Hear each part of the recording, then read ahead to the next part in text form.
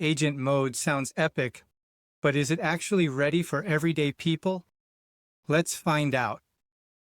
Agent mode in ChatGPT is powerful. It can browse, click, fill forms, even work with your email and files to finish a task end to end. But here's the flip side. Giving an AI the ability to act introduces new risks. Security researchers have already shown how hidden instructions on a page or in an email, called prompt injections, can quietly manipulate an agent. That's why I treat agent mode like a capable intern on my computer, helpful, fast, and under supervision. I keep my eyes on what it's doing, and I never tell it to handle everything without guardrails. Privacy matters too. When I use agent mode, it can see things I connect, like emails or documents, and it takes screenshots of the pages it's working on. Those leave in the chat until I delete them, so I avoid pasting passwords. I use takeover mode myself for logins, and I clear cookies or delete the chat when I'm done with sensitive work. I also rely on built-in breaks.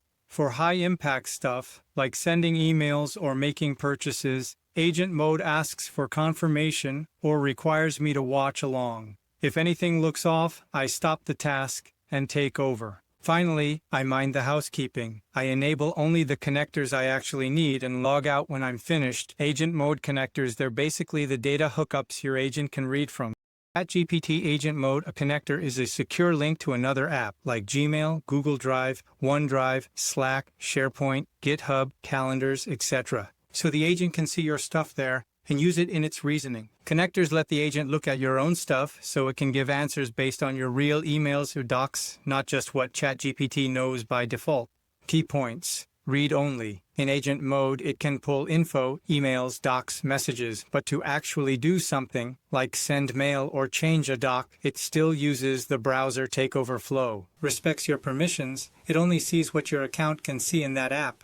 A sample instruction to the agent can be, "Agent, check my email about this topic, then look at the document in my cloud storage about the same topic and give me one summary." That's why connectors are useful. They let the agent pull info from more than one place you use. Stick around and let's test agent mode together, slow and steady, one step at a time. I'll show you how I get into agent mode, then we'll have it create a brand new Gmail for me while I approve each move. First, I open ChatGPT and start a new chat. I switch into agent mode by clicking on the plus sign and choose agent so the agent can take actions when I allow it. With the chat window open, I'm ready to give it one clear job. I paste my prompt. Brainstorm 25 Gmail username ideas that follow Gmail rules, 6 to 30 characters.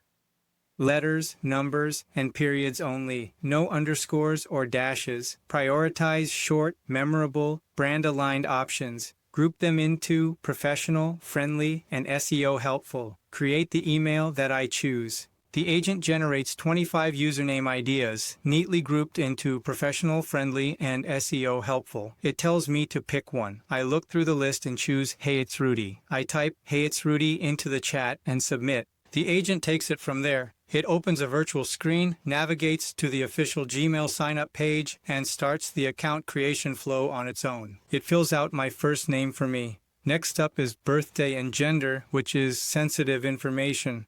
The agent stops and prompts me to take over. I click Take Over, enter my birthday and gender, and then click Next. On the next page, I hand control back by clicking Finish Controlling. The agent continues the sign-up and enters my chosen username, "Hey, it's Rudy." Google flags it, already taken, and suggests a few alternates. I decide to choose my own variation, "Hey, it's Rudy Tech." I type, "Hey, it's Rudy Tech" into the chat and submit.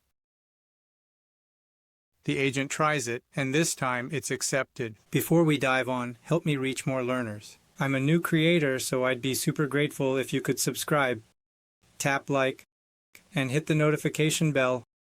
I'd love your feedback in the comments.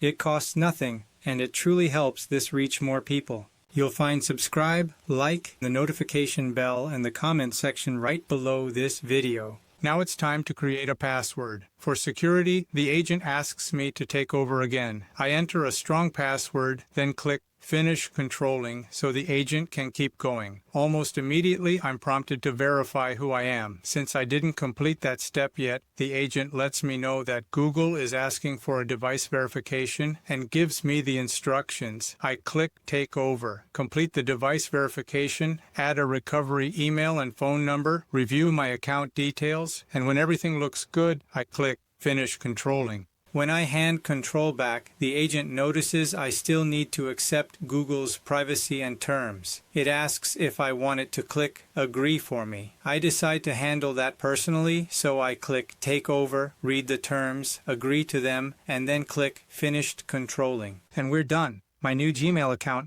heyitsrudytech@gmail.com, is successfully created. Slow, careful, and exactly one task at a time, with me approving each step along the way. Quick proof that the new Gmail is live. I'm signed in to my fresh inbox, and up here you can see the account name, heyitsrudytech@gmail.com. You'll notice the standard Google welcome messages is not here because I deleted it before I recorded this section of the video, but trust me, it was there. Now I'm going to send myself a quick test email. Subject line, Hello from the new Gmail. Sent.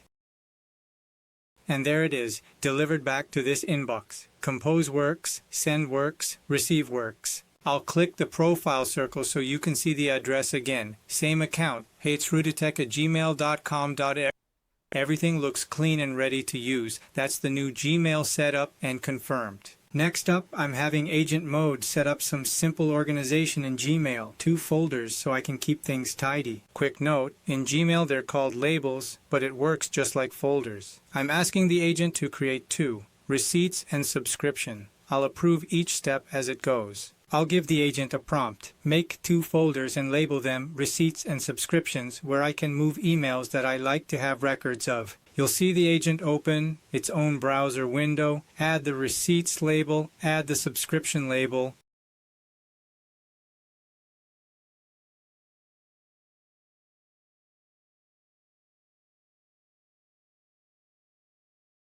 It then asked me to take control so I can inspect what was created. I was fumbling around trying to find the 2 folders. It turned out I had to click on the More arrow drop down to see the folders. There they are, 2 folders created by the agent. Pretty awesome, right? I click on Finish controlling when I'm done inspecting the agent's work. Now that the agent created the 2 folders, I'm going to test it. I'll ask it to look at my inbox and sort my emails. Let's see how well it sorts. I'll prompt the agent. Put all emails with receipt in the subject into the Receipts folder, and put all emails with subscription in the subject into the Subscription folder.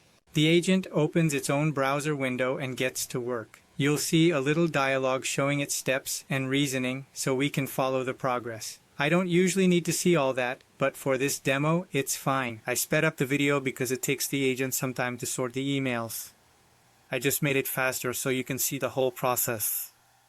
Also notice the dialog box explaining his thinking and process. Along the way, the agent makes a couple of mistakes, but it catches them and fixes them on its own. Honestly, that's pretty cool to watch.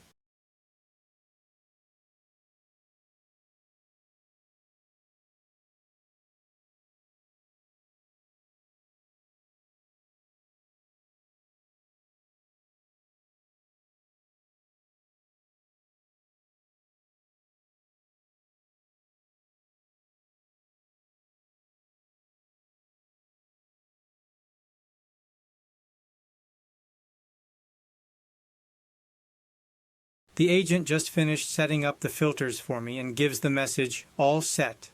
I've updated your Gmail filters so that any incoming email with receipt in the subject automatically skips your inbox and goes to the Receipts folder.